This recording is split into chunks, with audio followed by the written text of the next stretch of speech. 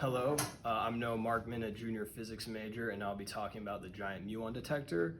Muons are elementary particles similar to electrons, but they're heavier and they decay, and we actually interact with them every day, but we just don't know. My name is Pitonak, and I'm a senior mechanical engineering major working on the giant muon detector. So basically, muons come from cosmic rays, which are particles that are flying all around space.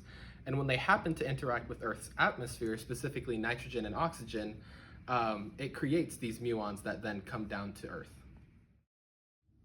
Hello, my name is Eesa. I'm a freshman physics major, and I worked on the giant muon detector for DEEP.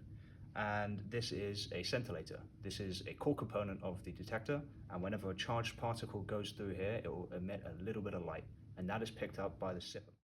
My name is Tanya. I'm an electrical engineering major. This is a SIPM board. It takes the light provided by the scintillation material, amplifies it as an electrical signal, and sends it to our primary board. My name is Fatima. I'm a second year electrical engineering major.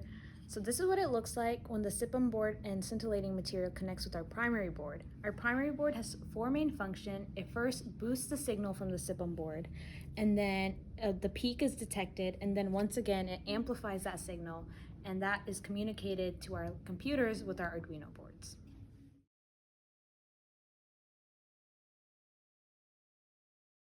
Hi there, my name is Jack Brown. I'm a freshman physics major working on the giant muon detector. So I work mainly on the LED boards here. So as you can see, we have two parts here. These are two arrays of LEDs that we use to light up whenever we get a muon detection.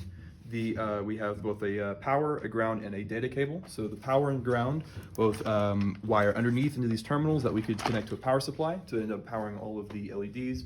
And then we also have a data cable that we'd run out to send the data inputs so we can actually power them and send specific information based on the hits we get. So this plugs into a breadboard, which connects to an Arduino that Ilter coded. Hello, I'm Ilter Ulutas, a computer science major. So we had a Python code in the computer to get the output from our detectors whenever a muon actually passed through. And we use that output in the computer to connect to a Raspberry Pi Pico, which in turn sends a signal to the LED board using the cable Jack showed. And we basically wrote code to show specific patterns. Hello, my name is Juan. I'm a sophomore physics major, and this is the Muon detector with all the pieces put together. As you can see here, these are the LEDs that light up every time there is a muon detection. And on top, there is the detector connected to the LEDs. Hi, I'm Han, and I'm a sophomore in electrical engineering. And I'm trying to figure out the efficiency of our muon detector system. So we got a muon that hit at the top of the detector, which are at certain points, and then it passing through and hit the bottom of the detector at certain points.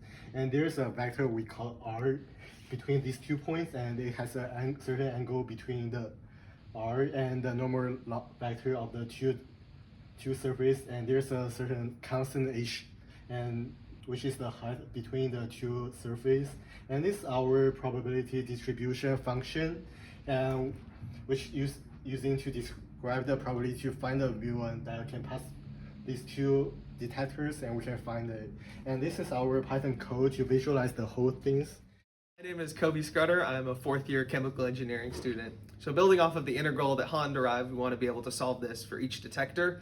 Unfortunately, we're not able to solve that analytically, so we have to solve it numerically. So I wrote a Python script that is able to take in the dimensions of our detectors and the height between them and tell us the muon incident rate per minute. In addition to this, next year we're hoping to add in even more detectors to our system. So we want to figure out if we have multiple detectors on top and bottom, what's our incident rate across the whole system. And this allows us to loop through the detectors so we can see the incident rate across the whole of our detector system and between each pair of detectors. This also allows us to see what's the optimal height between detectors.